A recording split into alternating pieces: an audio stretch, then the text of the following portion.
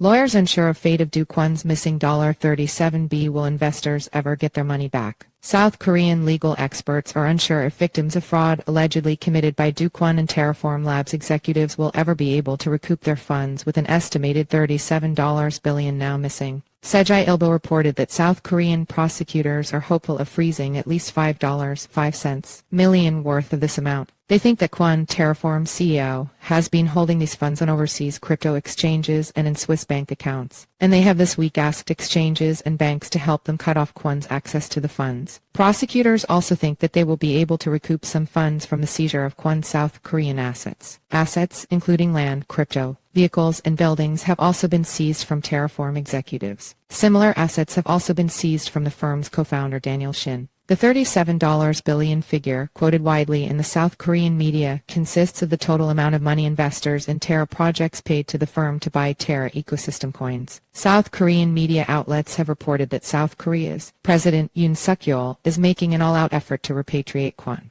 Yoon reportedly wants Kwon brought back to South Korea to face charges. Kwon has claimed that his rights are being violated. Kwon was arrested in Montenegro last month along with another Terra executive. The duo were reportedly found with a cache of forged travel documents. Legal authorities in the United States and Singapore have also pushed Montenegro to extradite Kwon to face charges in their jurisdictions. Some are hopeful that bringing Kwon back to South Korea will help investigators locate the rest of the $37 billion that has evaporated since Kwon's flight last year. Kwon shuttered his South Korean companies just ahead of the May crash of Terra ecosystem coins, but legal experts appear to be skeptical.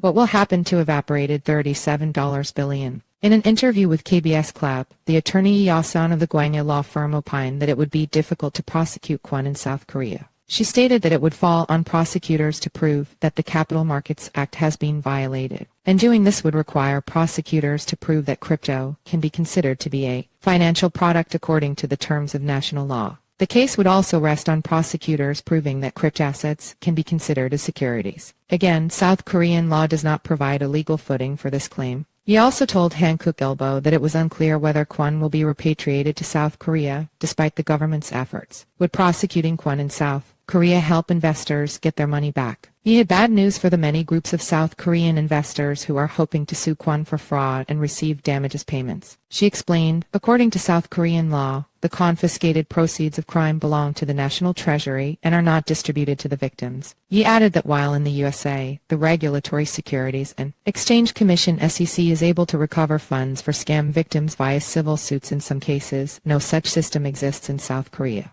She stated, the South Korean authorities should honestly admit that it will be very difficult to recover the lost money. They should instead admit that the best thing to do in this case is to prevent more victims from getting hurt. Only by trying to protect the market can real victims gain protection. The legal expert additionally remarked that the punishments for financial crimes tend to be much more lenient in South Korea than in the United States. He concluded, it is up to us whether South Korea becomes a haven for financial crime or a clean country.